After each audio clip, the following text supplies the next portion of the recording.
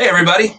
Mike Morello from CBSI, and I am honored to be here with the extremely talented Jonboy Meyers, who has set some time aside for us today to chat comics and an exciting new release that he's got going, and some of his process and whatever nerdy stuff we get into today.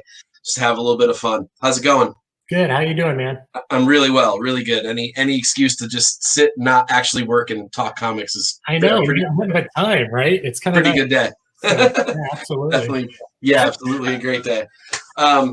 So let's roll back the clocks just a little bit for those that may not be aware of maybe some of your early history. Kind of a cool story about how you got into comics at a really young age, mostly from your dad and from a particular movie that you saw when you were a kid. You want to get into that a little bit? Sure. So it was kind of, I think the year was 1977. I don't know when the Black Hole came out, but this is around the same time, like between Black Hole and Star Wars. And I had seen Star Trek as a kid, the movie, and I was just like, I hated it because I didn't understand it. I know what it was. I mean, it's very adult, right? It is. Like, and it's incredibly boring. So I was just like, that whole pan in on the ship that takes like 20 minutes. You're like, what's going on, man? Yeah, I was just like, my dad's like, this is great. And I'm just like, sucks. This is not great. No, it was not great. And then we saw Star Wars, and I love Star Wars. And then my dad took me to this movie called The Black Hole. And for some reason, it just really made a huge impact on me. There's something about robots and little kids. And there's three robots. If you haven't seen it, see it. It's not that great, but for a little kid, it's awesome because it has these three robots. An evil robot, he's all red, his name Maximilian. He has these blades, like, and he chops people up very slowly, you know. And it was the scariest thing as a kid because a robot actually kills people, which I've never seen before. And then there's two robots. One is Old Bob, who's an old model, and then Vincent, who's a new model. And they kind of fly around and do the robot stuff. And I used to make my own comics with Old Bob and Vincent fighting Maximilian and the other bad guy who looked like Baron Mordo from the comics, kind of, right? Right. So I used to do those comics, and my dad was military, so he would do a lot of tours, and I would draw pictures and send them to him. And he'd be like, "Oh, this is great, awesome!" Throw them away. I'm sure he didn't throw them away. Yeah, I'm sure he did because I was like, "Do you have anything?" He goes, "No, I threw it away." I was just like, "Oh man, it's all right." I mean, it's like, you know, parents are like, "Oh, it's cute, your kid draws stuff," you know. They didn't know. You have only so much refrigerator space to put stuff up, right? Right. Well, I think parents back then didn't really understand. Like my dad had no idea that. I don't know where he thought animation and comics were made, like in some factory or something, and they were just very throwaway things. Because to him, they were kind of throwaway stuff. Right. But he collected though too. I remember my father and his brother used to collect comics and baseball cards and coins. They kept all that in really good shape. So, but for us, when he got it for us, it's just like, yeah, whatever. I don't really care. Just do whatever with it. But so he had the mentality. It just didn't seem to like connect with what you were into at the time. That kind of thing. No, I think he just did that to kind of keep us busy and shut us up a little bit as kids. But fair enough. For me, it had such a big impact on me. Like reading war comics was so cool because got introduced to like Joe Kubert and Alfredo Alcala and like Creature Commandos and Weird War Tales, stuff like that was stuff that I really, really loved. I was like, wow, this is amazing. And then my dad brought home I think a Captain America Bicentennial or King Size Annual or something. It's where Captain America fights Magneto. Oh yeah, mutates with Mr. Peepers and all those guys, drawn by Jack Kirby, and that was my first superhero comic, and it just totally did a like 180 for me as far as shift from war comics to superhero comics. Because I didn't know superhero comics existed up until this point. I just knew Batman from like the cartoons and stuff like that, but I wasn't really aware that Batman was actually, and the toys, I didn't really actually realize it was a comic or anything like that until like the Captain America comic. I'm like, wow, this is a thing.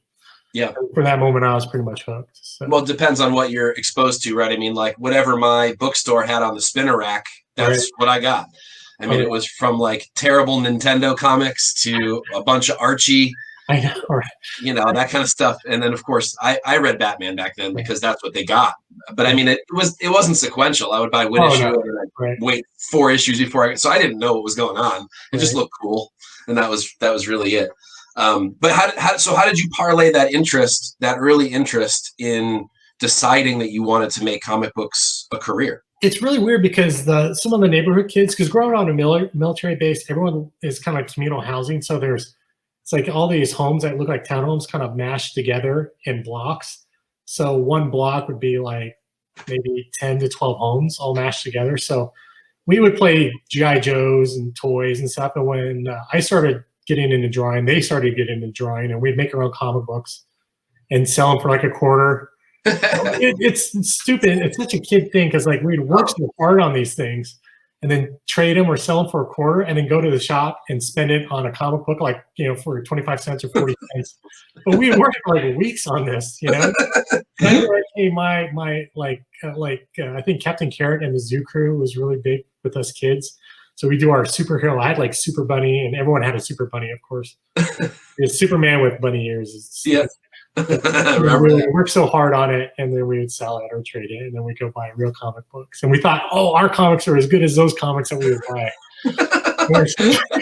Then someone introduced you to a Xerox machine, and you're like, oh my God, I can make more than one copy? That's amazing. It didn't clue me in on Xeroxes until like the early 90s, when I started going to comic conventions. My first comic convention was, I think, 90 or 91.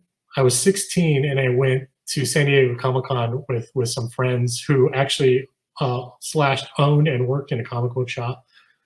And it was a weird trip because that voyage was doomed from the start, because everything that could go wrong went wrong. Because like we're going from Colorado Springs. I was in Colorado Springs at the time. We're going through New Mexico, like Raton, and then kind of curving all the way down to like San Diego. Well, like 2 hours outside of Raton, we were caravanning in a car, and one of the cars in front of us hit a deer. This deer goes flying in the air, right? And we're like, what the hell happened? And then the deer lands in front of us, and we're like, so, and it's really weird because like one of the guys there wrote Comic-Con or bust, and we're like, dude, you shouldn't put that on the car. And he's like, no, man, I'm putting it on the car. And when he did that, like, I was like, you're jinxing our trip. We're getting bust instead of Comic-Con. When that happened, one of the other friends took the sign out of the window, ripped it up, threw it on the ground, and said, you jinxed us. I told you. I told you to throw it away. Oh, it was so bad. It was so bad. But we ended up going. It was my first show. And actually, that was my first time I actually got to show work. And one of the first guys I showed work to was John Byrne. Whew, yeah.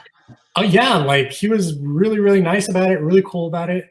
But unbeknownst to me, though, was Jack Kirby and Will Eisner were standing right next to him. And I knew who Jack Kirby was. And I didn't want to talk to him because I was like, that's Jack Kirby. And then Will Eisner, I didn't know. I was like, he was just some random old dude. I didn't know who the Spirit was at all. Because, like, yeah, Captain America and war comics. That's all I knew. So, but he gave me a really nice review. He said, hey, look, how old are you? 16? He goes, look, for a 16-year-old, these are pretty good.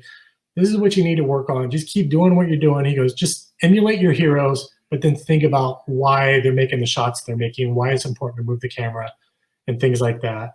And then he turns to one of the guys. He goes, oh, yeah, this old guy right here, he has a book called Comics and Sequential Storytelling. You should pick it up. And he just did it as a joke. He was like, oh, that's a great book. And I was like, okay. So I hunted this whole con for this book, and I got it. And I'm like, oh, and I looked in the back. It was the guy who wrote it. I was like, oh, this is Will Eisner. It was like, oh, this is the Spirit.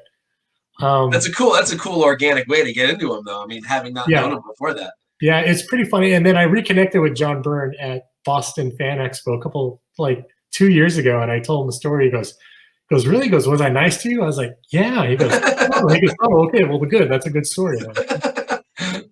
That's it's fun. I mean, not that this is about me today, but I had a similar story, and I didn't go in that direction. I lived down the street from Dick Giordano. Oh, wow.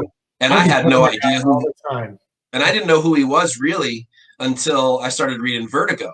And at the time, he was involved in the whole Vertigo line, and I considered myself this great 14-year-old writer.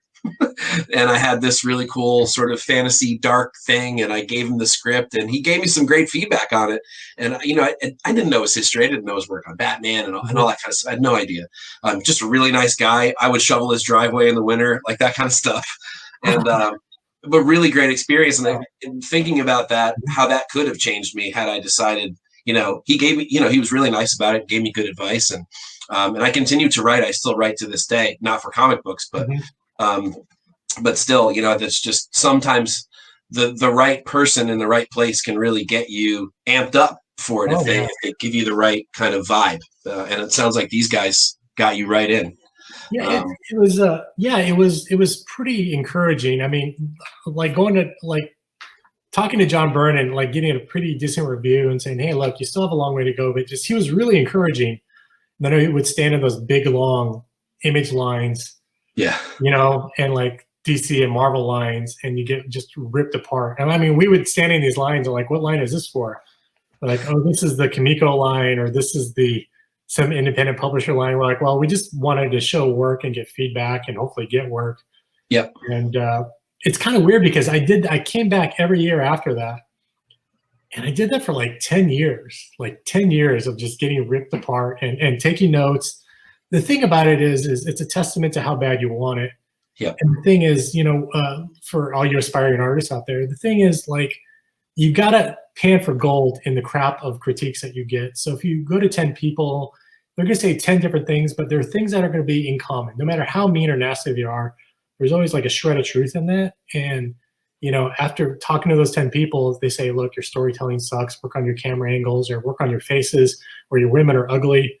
Those are the things in common that you need to pull and say, okay, these are the things I need to work on. Because feedback is good, but it's also like, it's hard feedback, but it's also to kind of test you to see how bad you want it. Because like, I remember standing in the Marvel line with Dave Bogart, not with Dave Bogart, no, the Vampirella line when he was working at Harris for Dave Bogart. And Dave is, he's pretty blunt about it, but I mean, he'll tell you if you're good or if you're ready or if you suck. And like, there would be people leaving that line crying. They were like, oh, who's giving a review? Everyone's like, it's Dave Bogart. We're like, oh man. What did he say? Yeah. He's like, oh, you ripped into me. He said I suck. Da, da, da, da. But the thing about it is like, I think, not to defend Dave or anyway, but just the hard feedback is something that you really need to hear because it's going to tell you whether or not you have what it takes. And having what it takes is actually sticking to it and working at it every day. Because for me, drawing is much like sports. If you want to get good at it, you got to do it every day for hours and hours on end, every day, every day, every day. Because I can guarantee if you spend 2 hours on something every day for a solid month, you're going to get good over time, and that learning curve is different for everybody. But I think it's just, you kind of have to build that foundation for your work and a body of work. That way you can last longer within the industry, because then you're like, well, bad feedback doesn't faze me that much. I don't care what people say because, hey, look, breaking in, I got that all the time breaking in. So it's just like, it's just one person's opinion, but it also shows you, where you need to go as an artist or as a writer to develop yourself. And if you were my neighbor, I'd be bugging that guy every day, man. I'd be like, hey, I'll write it and I'll draw it and da-da-da-da. I would have been, yeah. You just never know. So. And I did. He was great. He actually brought it to Karen Berger and they talked about it. And he gave me real feedback, and maybe he lied to me. I don't know. But I mean, and he gave me good criticism. And it was one of those things where I said to myself, I need to listen to this stuff if I want to get good. And even if, let's just say I got famous as a writer for whatever reason, I would still want to listen to what people had to say about what they liked and didn't like, because you want to sell books. You want people to, latch onto your next project. You want them to follow you and be excited when you've got something new. And if they liked what you've done in the past, then that's great. So listening to them is important, I think. Yeah. I think staying humble and always trying to evolve your work, because you want to continue to get better as an artist or a writer. And you never want to plateau. You always want to keep changing, adapting, and taking new challenges, because there comes to a point where you don't want to start drinking your own Kool-Aid, where you just think like you've just, I don't know. When I think I've made it, there's always just a new mountain to climb. It's like, okay, well, like it's okay now. Here's the next thing I need to do. Because it is always kind of an ever moving forward progress. A process. I mean, art is all about process, and writing is about process. And I think, never be satisfied with what you do, because, there's a point where you can always do better. I'm sure when you wrote something, you're looking at like, man, that sequence could be a lot better. These characters aren't quite clicking right. What do I need to do? Yeah. Or this didn't make sense. These two plot points don't mesh, or Right. whatever it ends up being. And sometimes you can't see those things if you're too close to them. You know, these are your babies and you think they're great. Someone sees them with a new fresh pair of eyes and says, this maybe isn't what you thought it was. Take a look at that again. And then you do. And if you, like you say, you're humble and open to that, you're only going to improve it. And I think that, and you could also just look at it and say, this person's off their rocker. They don't know what they're talking about. And I'm sure there's some of that too, but, Yeah. you know, but you also wanted, I would imagine, you know, I do too. I play music as well and that kind of thing. And I want to evolve because I want to be excited about the art for myself, because I feel like it shows if I'm not. It feels like I phoned it in if I'm not excited about it. And Yeah. Oh yeah. Yeah. and I like, can imagine. Yeah. like when you do something and you're kind of like, oh man, I know I could do better. And for me, I'm always, for art, sometimes like you continuously polish a turd a little bit sometimes. Yeah.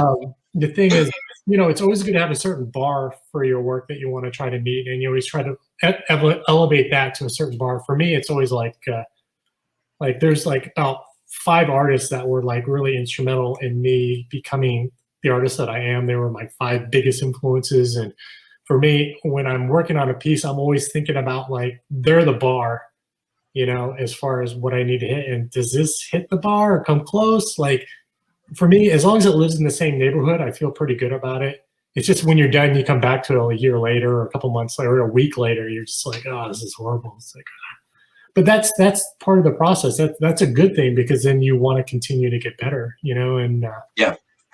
Always challenge yourself for sure. Yeah, absolutely. Who are those artists that you're mentioning? Yeah, I should have said. Okay, so it's Michael Golden, Arthur Adams, J. Scott Campbell, Jason Pearson, and Joe Madureira. And yeah, I mean, but those guys, like, for me, when I discovered those guys, I discovered anime right around that time. And I love the energy and motion in anime. And these guys kind of have that same vibe to their work. So it was like, for me, it was a natural progression. Like, oh, I like anime. These guys are kind of anime-esque. These are things that I like. And I would just start like, okay, well, draw my own characters. And kind of, that's the thing about it when you, because artists always stand on the shoulders of everyone who's come before them. So when you're studying your quote unquote masters or people you revere as far as the type of work that they're doing, you know, draw what they draw, but think about the process of like, well, why does Mike do tech the way he does? Or why does Art, you know, like make the feet bigger, or why does he make the waist smaller, or why is he doing these things, and trying to understand that process. Like, well, when he does this, these proportions, the shapes are a lot more bouncier, things move better, things look better when they compress into space and foreshorten. There's all these things that you're kind of taking from every other artist that you like, and you're kind of putting that into something new. So it's kind of like putting that into a big pot of stew, and you're making that stew over and over again. And pretty soon you're like, you know what? You know, I'm taking this out, but I'm going to put this in now and try this and try that. And that's where that growth comes in, where you're just like, okay, you're starting to figure out things on your own. Like what works, you're coming down with your own process that works well for you. You know, Yeah. There's always DNA in every artist when you go back and look at their work, like, you know, who was influential on them and where they kind of got inspired from, you know, and there's nothing wrong with that. I think it's part of that process. So yeah, well, I agree with that absolutely. And for your style too. I mean, your style is very exciting. It's very emotional. I can see when you mention those names, I can see those influences in there, but your stuff doesn't look like any of those guys. You're clearly your stuff. And that's no BS. I mean, I look at your work and it's your work. You can see it, you know, across the shop. I know it's a cover that you did. And you know, that says a lot that you took that recipe, you made your own version of it, and you've created something that you're excited about, that is your brand, so to speak. Mm-hmm.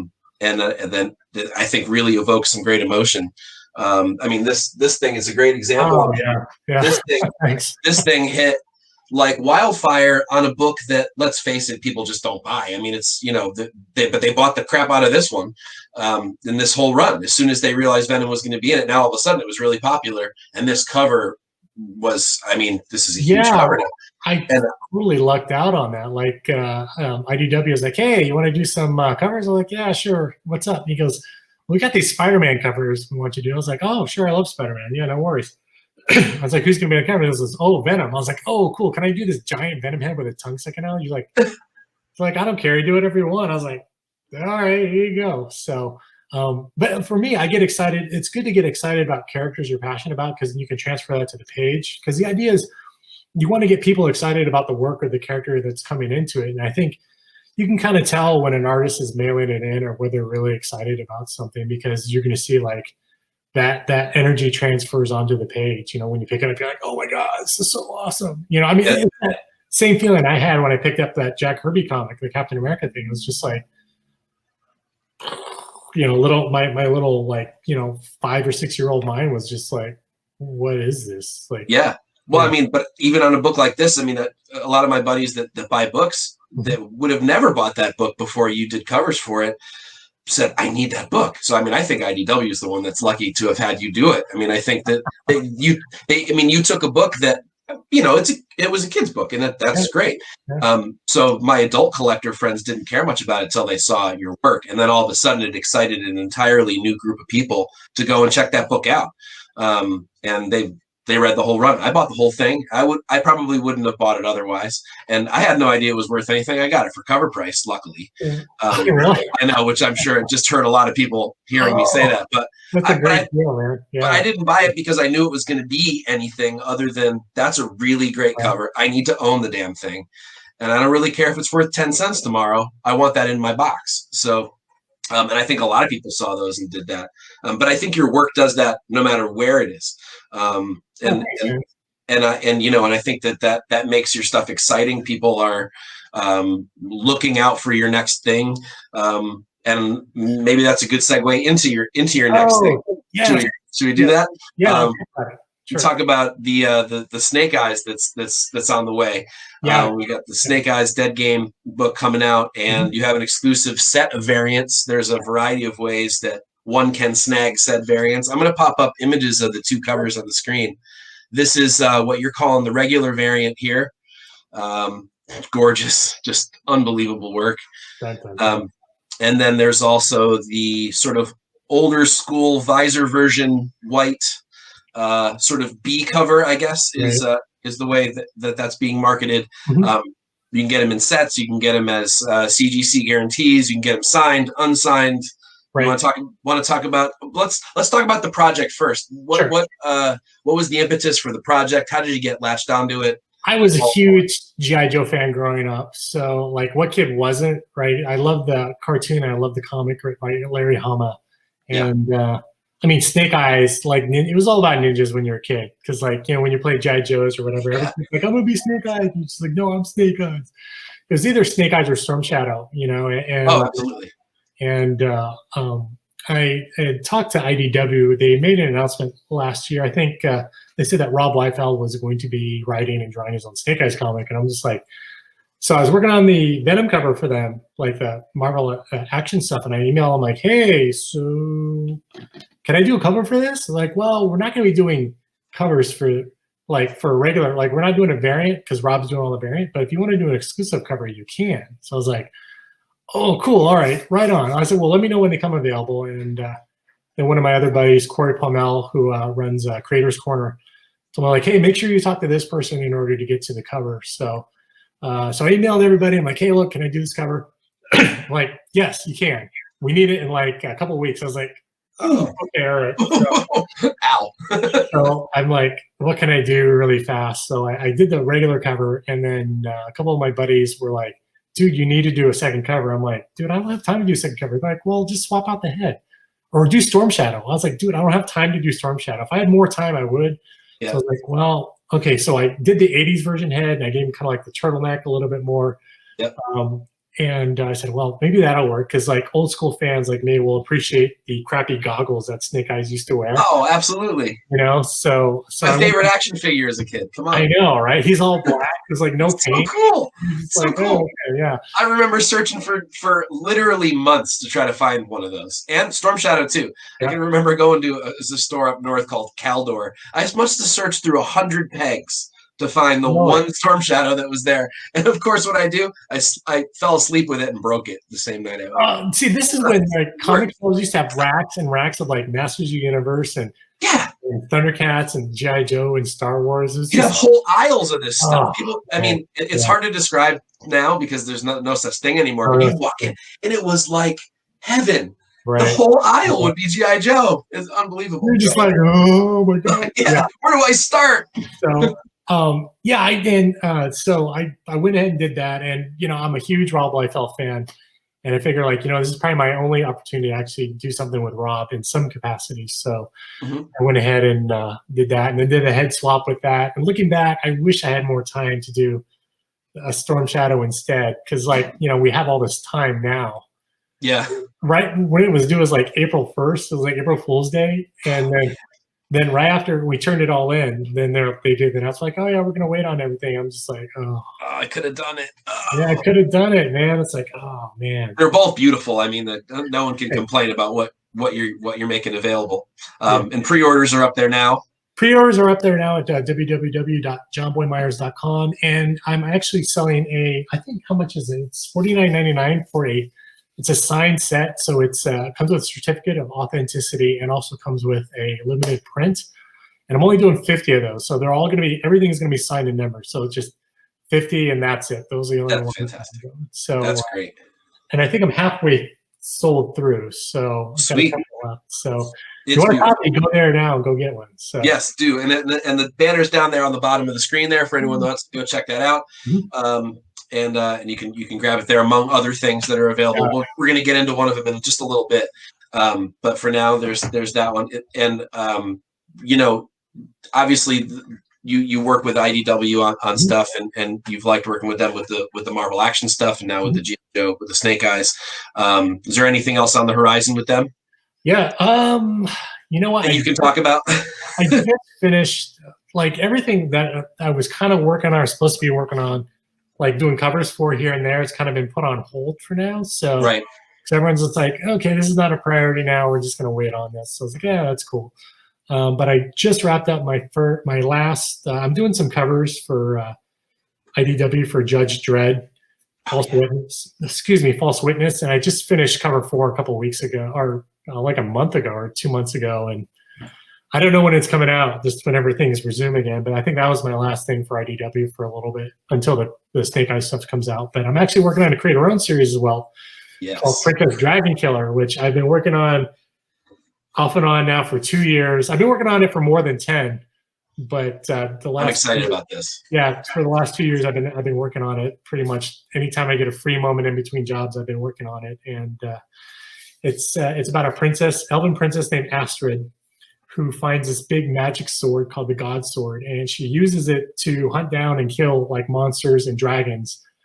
Especially dragons who kind of like wiped out her entire race of elves. So that's basically what the gist of the story is. I mean, I'm still reworking it a little bit, but designs are done. I'm just kind of tweaking up the story right now. So that sounds like something I have to have. That sounds like everything about my 80s childhood that I need to have back in a comic book. That's freaking awesome. And it's totally creator-owned, right? Totally creator-owned. It's kind of like my love letter to Masters of the Universe and Thundercats a little bit.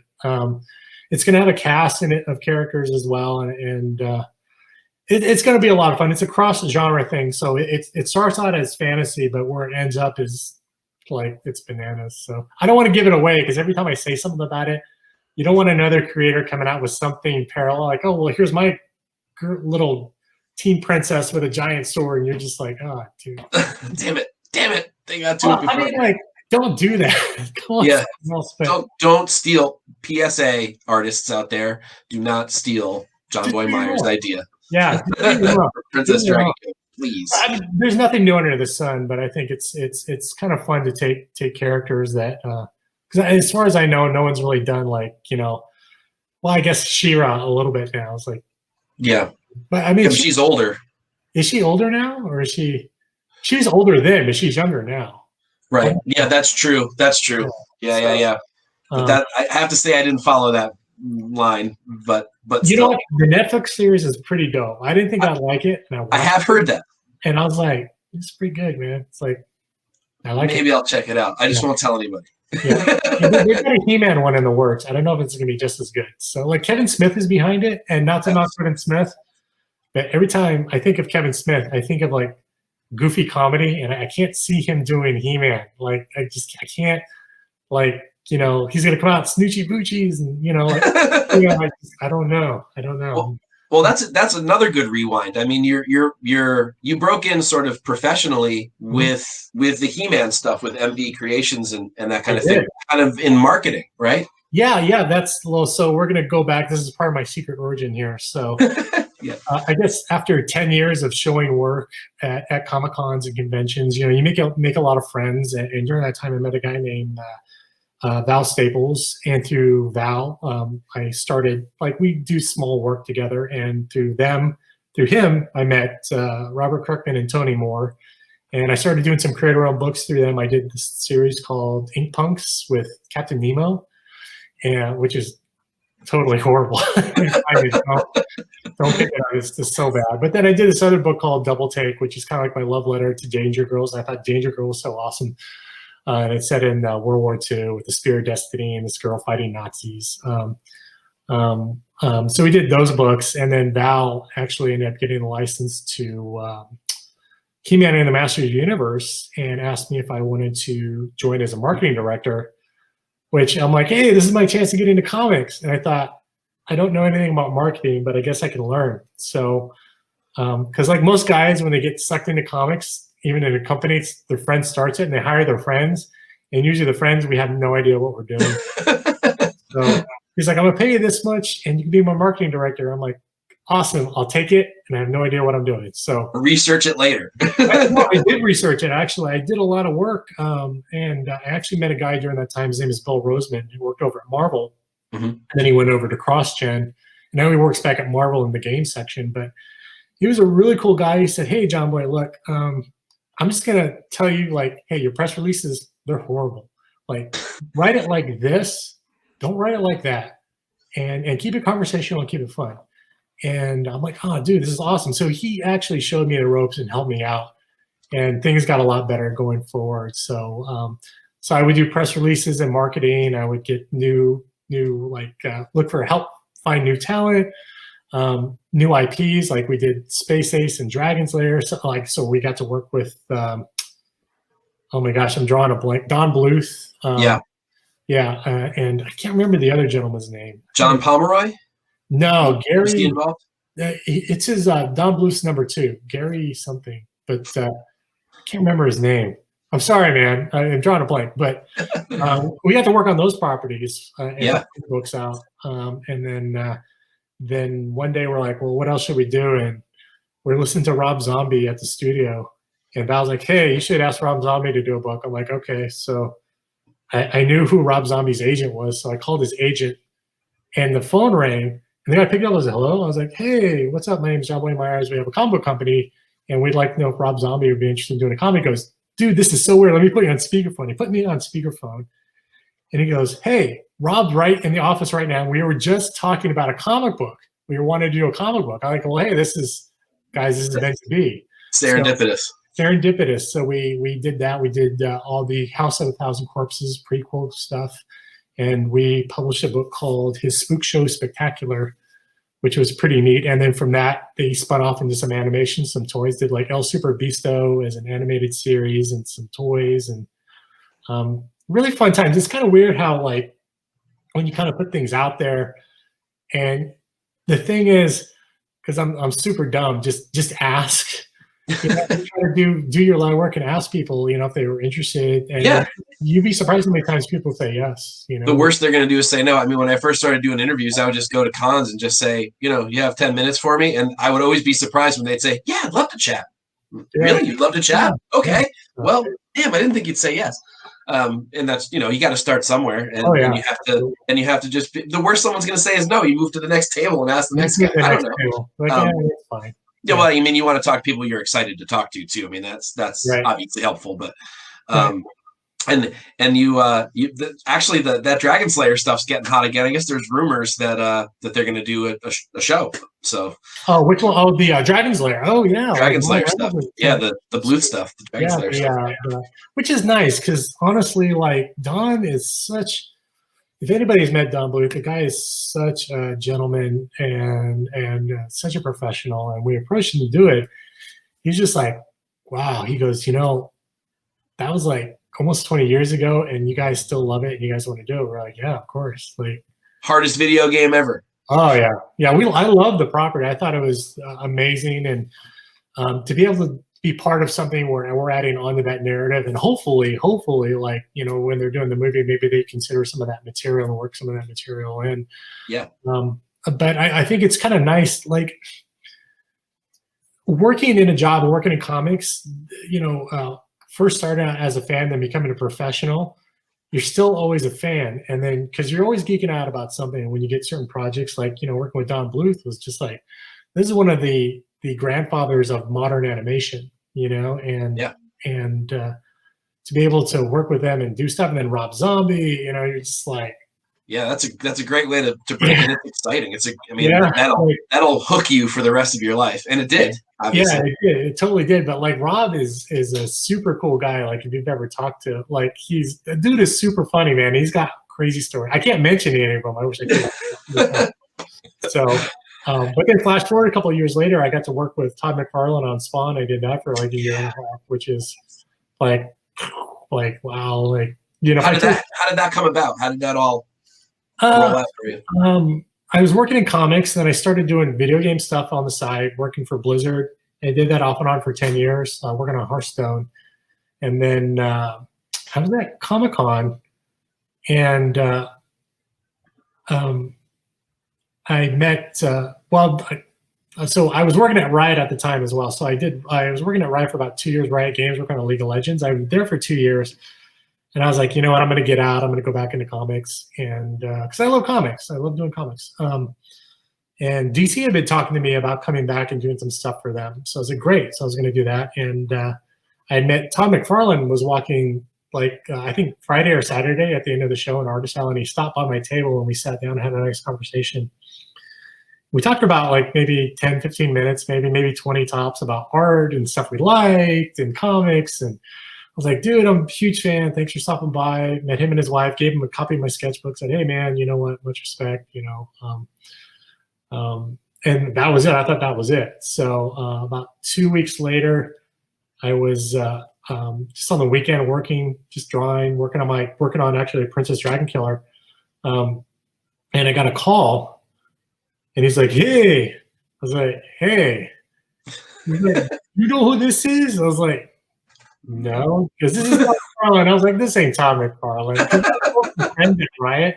That's and awesome. I talked to Todd McFarlane, and they thought I was full of crap. Like, yeah, you're full of crap. And I thought they were because I was like, oh, they're going to try to get me to geek out on the phone. I'm not going to do it. So he goes, no, this is Todd. We talk, blah, blah, blah, blah, blah. Remember you met my wife? I'm like, oh. I was like, oh this really is Todd McFarlane. Okay. I was like, oh, shit. I was like, okay. So I was like, dude, what's up, man? What can I do for you, man? I'm like, hey, thanks for calling me. And he's like, well, I wanted to know if you were interested in doing a project with me. I was like, you have anything in the works? I was like, well, I have something with DC, but look, anything, if you want me to work with something with you on something, like, dude, I'm in, whatever. He goes, I want you to work on Spawn with me. And I'm just like, yes. Yes. And I was like, well, is it going to be Jim Downing, the White Spawn? He goes, no, we're bringing back Al Simmons. I want you to work with a writer, and we're going to bring back Al. We want to bring him back as the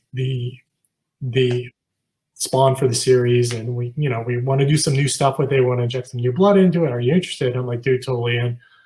So it's kind of weird because as soon as I was giving my 2 weeks at Riot, the next week I was working on Spawn, and I told DC, I'm like, sorry guys, I'm like, I can't do any work. They're like, well, what happened? I was like, well, I'm working with Todd McFarlane on Spawn. They're like, yeah, no problem. Go ahead. We get it. Okay, cool, got it. I did it. So I did that for about a year and a half, which was a lot of fun because I got to work with writer Paul Jenkins, which I loved. I loved working with Paul. Paul is super collaborative. I think he spoiled me for working with other writers because I'm like, he's so collaborative. He asked me what I like. We jammed out on what would be good ideas. We bounced those off of Todd, where we wanted the story to go. I wish more comics were done this way.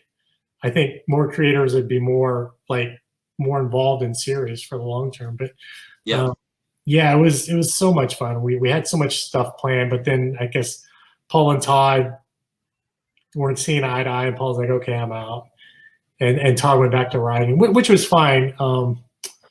But it was a very fun thing to do, because I mean I got to work with Paul and I got to work with Todd as well, and I just honestly someday I hope I get the opportunity to go back and kind of revisit our run a little bit and kind of finish that out. The 250s, am I right? It's like the 250 through 260-ish kind of. It was, what issue was it? Yeah, it was 250 through 259, I believe. So, yeah. And Spawn Resurrection, which was a one shot, which I do actually twice. One was with Brian Wood, writer Brian Wood was originally brought in, and then him and Todd weren't seeing eye to eye, which thankfully I'm glad, because I was not really into Brian's script. He's not a very collaborative writer, and right. Honestly, like not to knock Brian, but just as an artist for myself, yeah. If I'm not part of the process, like, you know, because writers have a lot of input on art. If I don't have any process, like we're doing this together, then it's really no fun for me. I'm not really interested. It's like I'm not.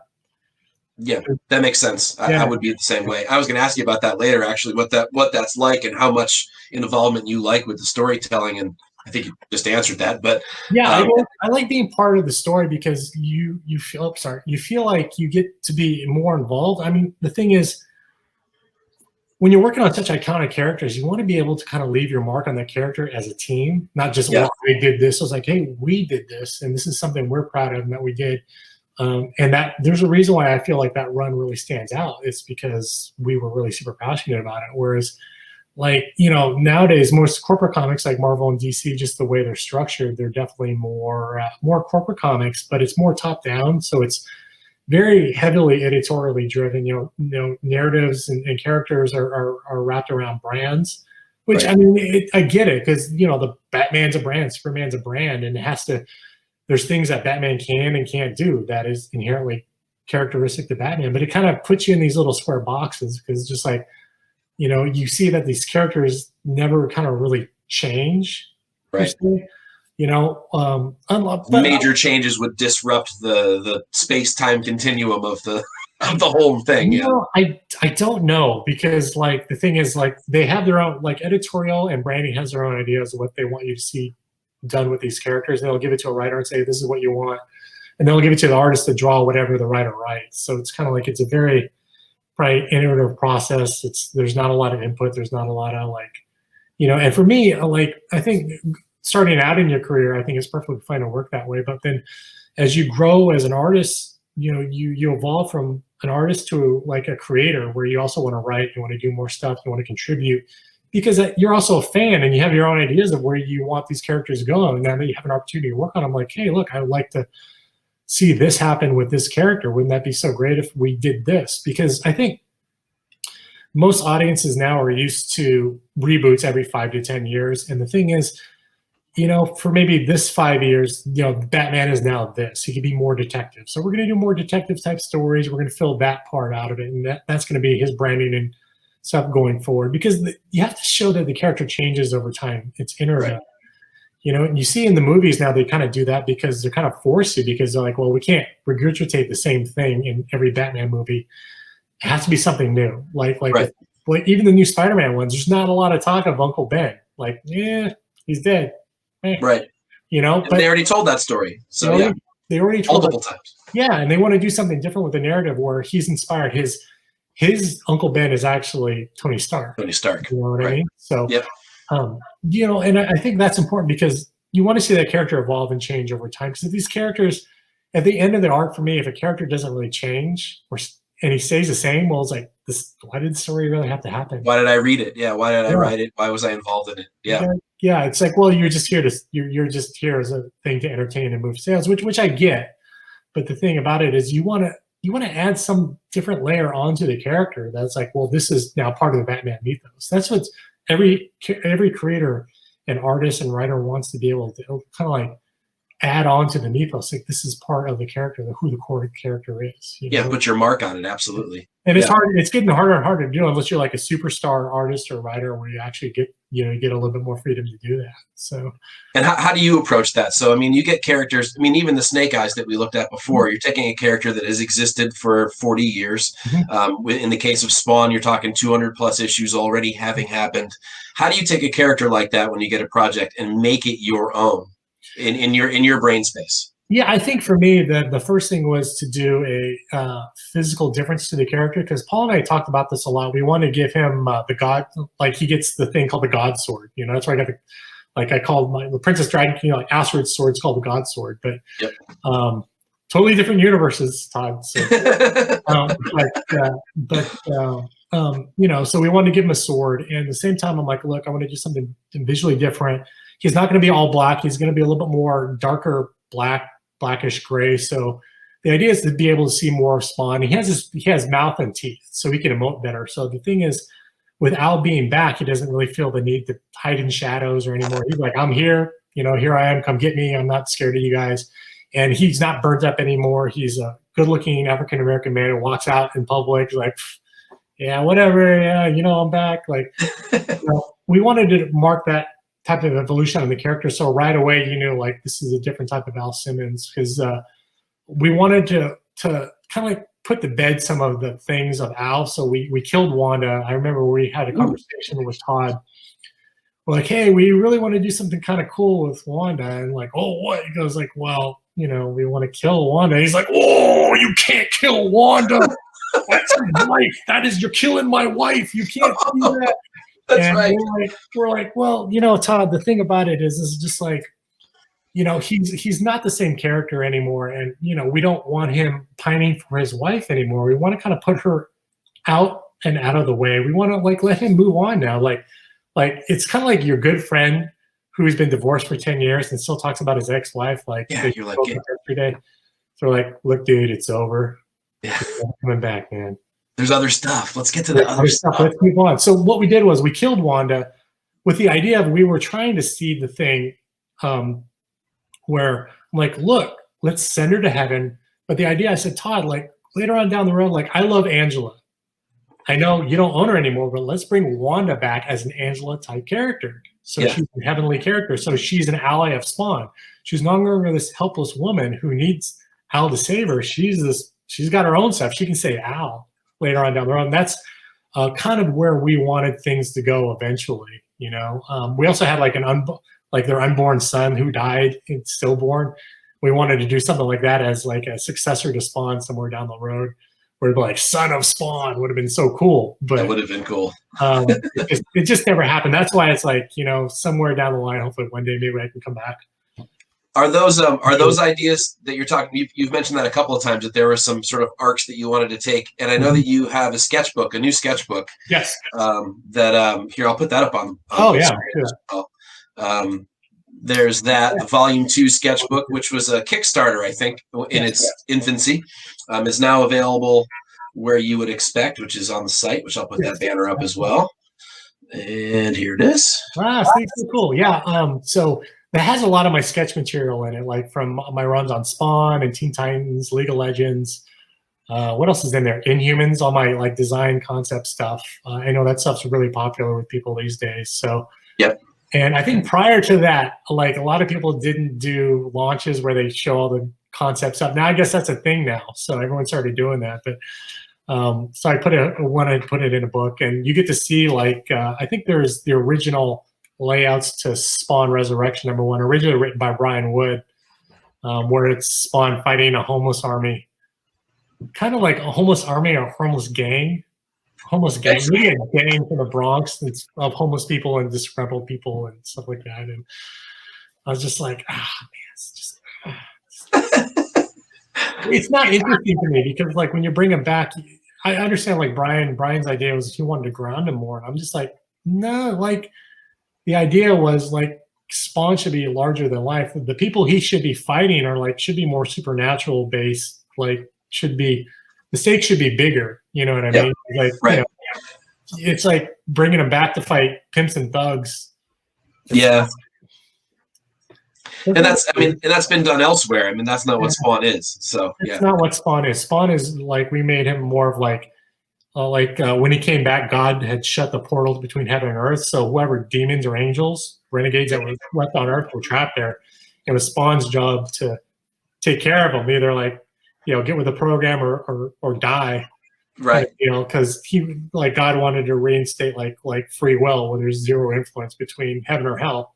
for people to make up their own minds what to believe and what to do. So that's what's so keen about Paul's stories that I really enjoyed were that he kind of gets supernatural really well, and that a lot of the concept stuff are really high concept. Because like one of my two favorite issues was one issue where we find out like Spawn's suit is actually made up of the souls of people he killed in this world. Nail Boja saves those souls and binds them to him. So his suit is actually powered by the souls of people he killed. So cool and twisted, but awesome. Yeah, but he carries that with him, right? So it's just like, oh, it's a reminder. And then like another story we did where Paul wrote it where his father dies and hell is trying to trap his father in hell and torture him. But then Paul wrote it to where like Spawn saves him from purgatory and guides him to the crossroads where he can actually be judged for his sins. So he can either go to heaven or hell at that point. So it was really cool. That's really cool. Yeah, it's really cool stories, man. That's just like, and Todd's stories were great too. Don't get me wrong. I was just like I think like for me, I was totally invested in where Paul and I wanted to take it because that stuff we had kind of worked on together. And like, but again, and you get to put your mark on it, and you get a creator who's willing to sort of let the reins to you a little bit and say, okay, have some fun with this character and do it your way, do your thing, pass it by me first, but but still do it in a way that you're excited about. And that's definitely, the feeling is definitely there in that. So, and then for Unused Material during I think an earlier part of the run, you can check that stuff out in the sketchbook too. Don't forget to grab that. And there's other great stuff in there too if you don't care about Spawn. There's all kinds of cool stuff in there. Like if you're a concept art junkie like myself, it's always kind of like a lot of fun stuff in there. And I love to see the process of stuff. I mean, I think that's fun.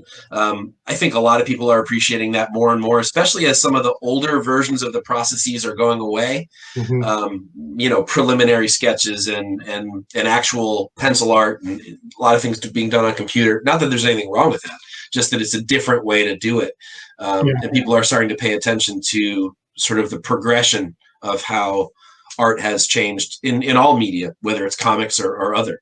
And like the thing that always kind of bugged me about it, I'm sure I'm probably gonna get in trouble for saying it, but like doing all that concept stuff is considered part of your rate, which I totally disagree with coming and working from games, because like all the concept stuff that I've done, like if I was just doing just that concept stuff, you're talking about like $10,000-$15,000 worth of stuff, that you're doing for an IP that's separate from drawing it, and because if that's considered part of your rate, they're getting a lot of use out of that because they're pulling from those designs for toys and animation.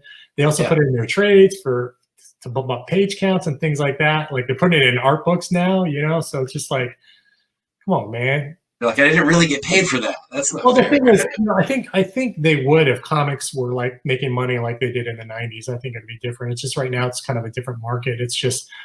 The thing about it is, for those of you who don't know, like doing concept design and stuff like that, it's a lot of work, man. Because like, stuff I did on Teen Titans just to redo those costumes, for all the design stuff that you see in the book or out there that's online, like there's like about 30 or 40 pages worth of stuff that's just complete throwaway, where it's just like ideating, and a lot of man hours involved. Because when you're doing something, for me, every project I work on, I try to make it unique. So like where Spawn is a little bit more realistic based, heavier blacks, more moodier, supernatural. Whereas you pick up my Teen Titans stuff is a little bit bouncier and cartoonier. My Inhuman stuff was supposed to be a little bit more quasi-futuristic. But the way that book just kind of fell apart, and just the production schedules and everything with by the time I started working on it, like, it only had like 30 days before press. It was just like, right, okay, all right, get working on it. I'm like, okay, when is this due? Oh, it's due next month. I'm like, okay, start working on it. Like, oh yeah, we're shipping bi-monthly. So as soon as you get this done, you got to get issue 2 done in 2 weeks. And I'm just like, no, that's not happening. I can't. That's not who you hire. It's like, dude, I don't do that. It's not who you hired. I can't do that.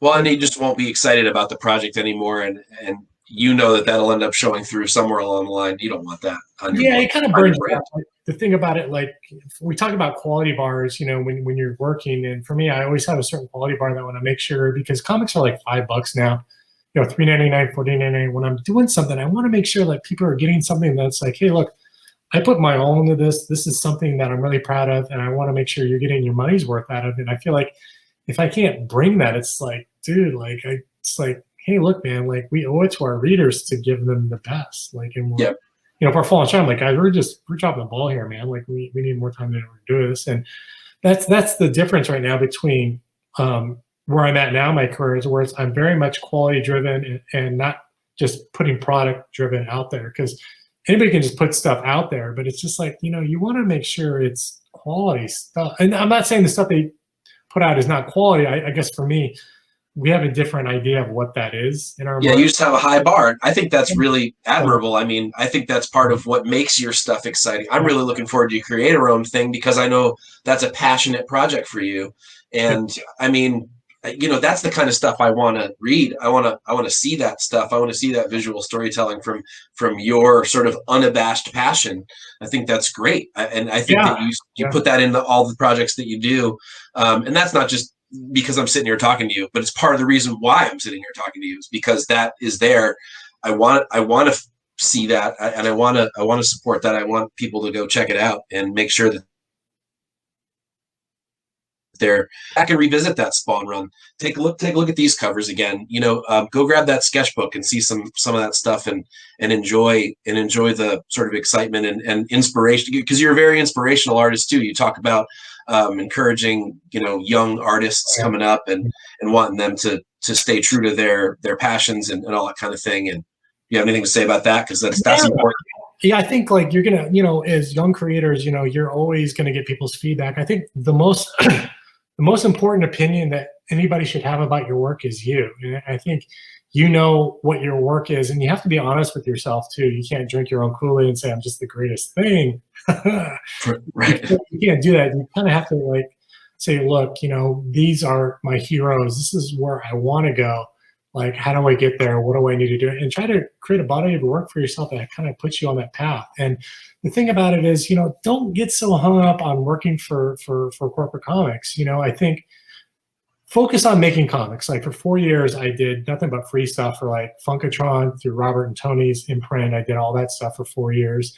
Did free pinups for whoever would let me do a free pinup.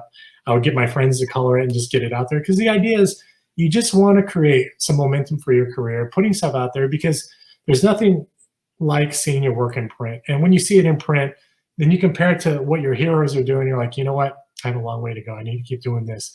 And the thing about it is, if you're really serious about comics, I would say try to do creator own first. Put something out there. That is actually one of the best ways for like entities like Marvel and DC and Boom Tech and Dark Horse to notice you, because they're going to see that you're going to commit to creating a project. You're going to pencil, ink, and probably draw it and color it, probably put that out. And however many issues that is, they're going to show that you made a commitment to put out 5 issues on time through Diamond or through whatever entity you're using. They're like, wow, this is about what we can expect from this guy if we put him on this book. Now, if we give him more time to do this, this is probably what we can expect in terms of sales, because they'll look at your Diamond numbers and say, you know what? Wow, they sold 15,000 copies, and this guy's a nobody. So if we put this guy with this style on this book, we could probably make this much per month on these issues. By the time issue 5 or 6 rolls around, we'll be selling this much. I think we could do it. So those are things to consider. And also, too, you're also laying a better groundwork for yourself, because right now is a really great time to not just be just an artist, but consider it a creator. When I say creator, it's somebody who actually either plots or writes with another partner who's more involved in the creative process, because you want companies to look at you as a creator, not just as you're just an artist or you're just a colorist or you're just a writer.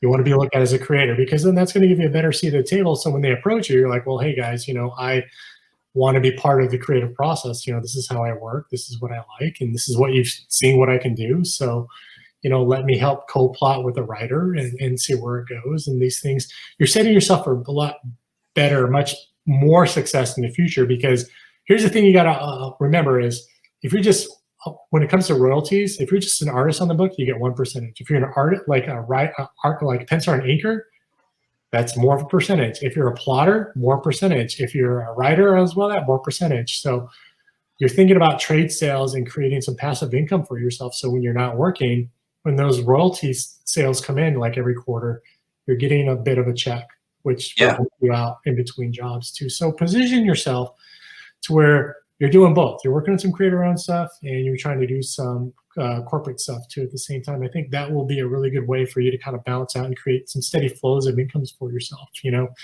because working in comics, you know, it's not like it used to be where, you know, like when I first started out, I would do 9 issues a year, and now I'm lucky, you know, if I can, you know, work in corporate, if I could do 5, just the way corporate structure is structured now, there's so much lead time on story development because everything's about narrative.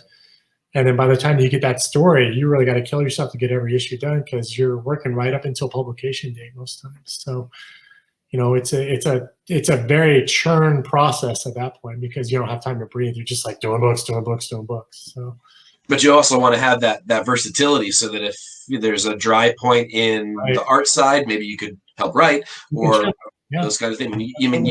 You're a great example. You have your feet wet in a lot of things. You've worked in video games and film and all that kind of thing.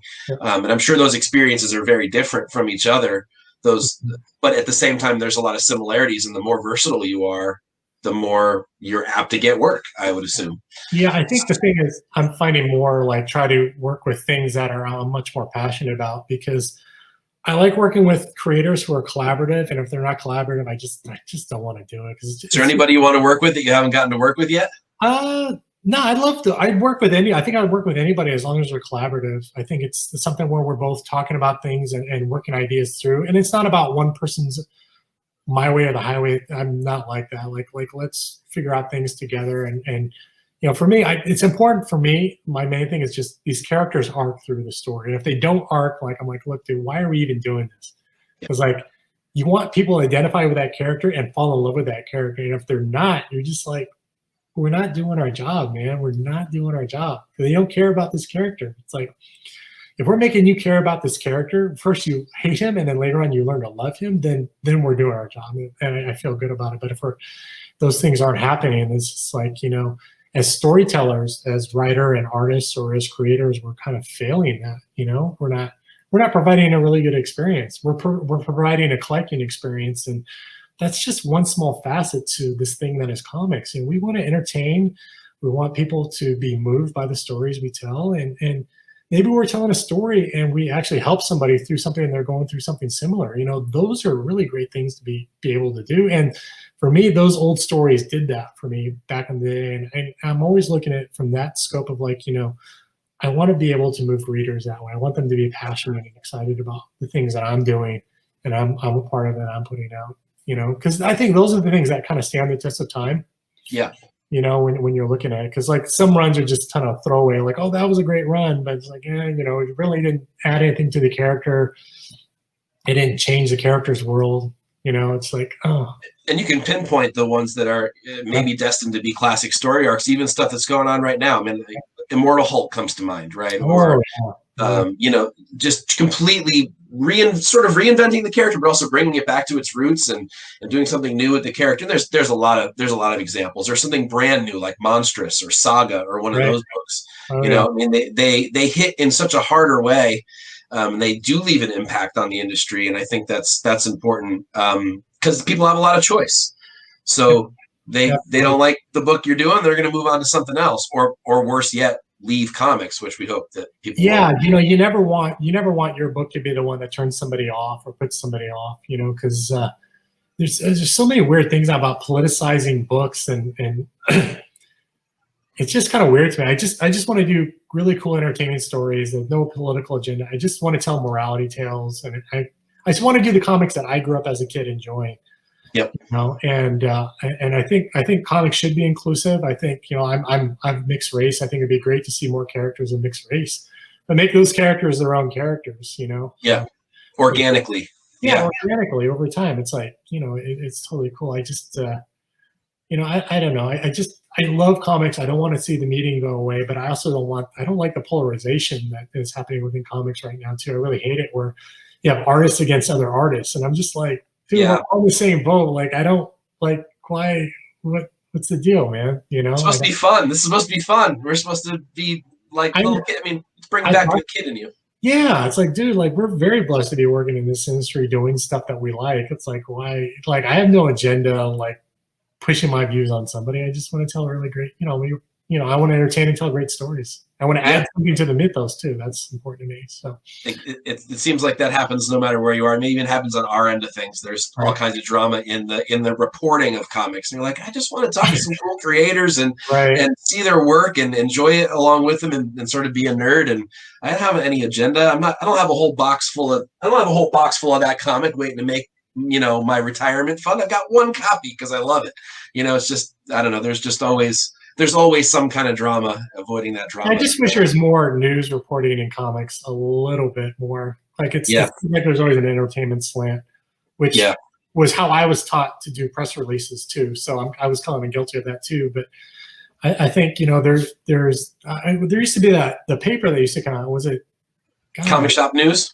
Comic Shop News used to come out, like a bunch of other, like the black and white thing back in the 90s used to come out all the time. There was Wizard.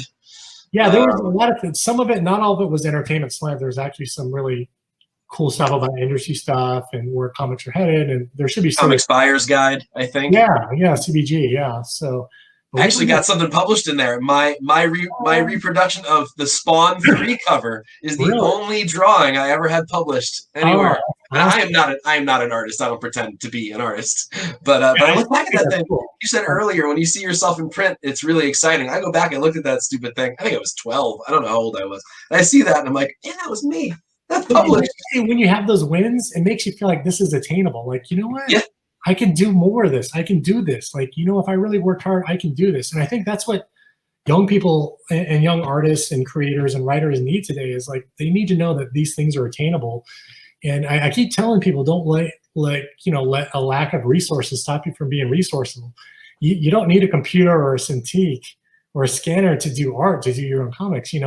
Right. You can still do them traditionally. I did them traditionally. I still do most of the time. We still sit down and sketch and draw and, all this stuff. And it makes the process, the tools make life a little easier, but your foundational skills are still the same. So, I think we're all yoked differently. I think the thing about it is just like, if you're passionate about it and you're about getting good and having a goal for yourself, like, like, hey man, dude, you could do comics. You can do whatever you want, aside from, selling exclusives and things like that. I think it's about, you as a creator coming in and having your own voice and saying what you want to say as a creator, whatever that is, good or bad, I think the most important thing is to create and put stuff out there and have it interact with the world and see what happens. Hopefully it's positive stuff. We always want positive stuff, so, but I think the thing about it is like, it's attainable, you can do it. You just got to put in the time to do it. So. Yeah, and you're a perfect example of that. And hey man, if I could do it, anybody can do it, man. I didn't mean it like that. I meant you put the time in. Sorry, it sounds like a lot of long hours, man. They were just like beating your head against the wall, crying like, "I suck, I'm terrible. I don't like my comics anymore." But that strengthens you and it just makes you grow. And there's nothing wrong with that. And if like you said earlier in the interview, if you're that passionate about it and you show that you're willing to put that work in and you're going to prove to yourself, this is worth it to me. This is worth the work. This is worth the time. This is worth the beat down in a San Diego Comic-Con line. Whatever it is that sort of makes you feel a little downtrodden. If you rise above that, then you're going to feel that much more success when it finally happens. That's right. That's why the success is sweet. And the thing about it is, it's when you're low in those low points, it's how it is, because when you're in your high points, you know that you worked so hard to get to that point, and it feels so good to get there. And then once you're there, then you look up, you're like, oh, I thought this was the top, and it's not. There's this other mountain to climb. It's like, okay, start over again. Let's do this again. But I think that's kind of a part of the process. I think that's the thing for anybody doing anything, whether you're working a regular 9 to 5. You always want to add more to your job and give and do what you can. I think it's just, comics or whatever you do is kind of an extension of you. So find a way to make that fulfilling as much as you can. So agreed. And anything you do, but comics. Buy comics, yes. I am selling comics. Buy comics. Speaking of buying comics, I'm going to put this on the bottom again. Go buy your Snake Eyes Dead Game, Jonboy Meyers exclusive variants. You go to jonboymeyers.com/shop, and you'll see your variety of choices there. And while you're there, don't forget to pick up the Sketchbook Volume 2 as well, with some really cool stuff in it. Some stuff you've never seen before. Here's Instagram, rolling that down on the bottom. So check out pretty much daily content there. All kinds of new stuff. You can see images of some of that Judge Dredd work you were talking about. I know that the Snake Eyes covers are up there, among lots of other things. So check that out. For you, Mike, though, because like I know you've got a lot of loyal viewers and listeners out there. So if it's okay with you, I'm going to send you 8 copies of my sketchbook. So keep one for yourself, but 7 copies for your listeners. However you want to raffle those off and give those out, totally up to you. I'm going to get those out to you guys. So maybe, you know, maybe you can do a little giveaway or something like that. We'd love to do that. That'd be fantastic. We will. I'm sure we will already be talking about that today on how we're going to do that. So fans, a bunch of you are going to get your hands on that. We'll figure out a nice contest on CBSI. Don't forget to go over to CBSI for daily content as well. That's comicbookinvest.com. You've seen a little logo up in the corner the whole time. Check that out. There will be plenty of content rolling through on Jonboy, as well as many other things. Look for that contest, because now there's going to be a contest coming up, which we just figured out. But all of us, we do it because we love it. We do it because we want to just get the word out about great creators. And we just sat down with one today. So Jonboy Meyers, thank you very much for your time today. Really, really appreciate it. This has been a lot of fun. Hopefully when all this crazy COVID stuff passes, you and I can meet in person and catch back up and have a real face-to-face chat. But this is how we have to do it now. I'd love that. And one last thing before you go, guys. I know comic shops are struggling. So, you know, if you have a local comic book shop, it'd be really great if you could just drop out maybe 10, 20 bucks at your local comic shop here and there. If they do mail order, try to pick up something. Maybe this is a good time to fill in those gaps of that G.I. Joe series or the Captain America series, or maybe Immortal Hulk, something like that. But anything is super helpful. So and I mean, and not only that, but you know, a lot of your shops are doing they're getting creative. They're doing Facebook auctions. They're selling online. Try to support them. You want them to be open when this all clears, so you can go get your pull list next week. You want them to still have their doors open. So I highly encourage that. Your LCS is really important. Develop those relationships with them, and spend your money there. And keep them open, and keep guys like this creating stuff for us, and put them in. Again, thank you so very much. It's been fantastic, and hopefully we'll catch up again soon. Yes, let's talk soon. See you, buddy. Yes, cool. Bye. Thanks. Bye-bye.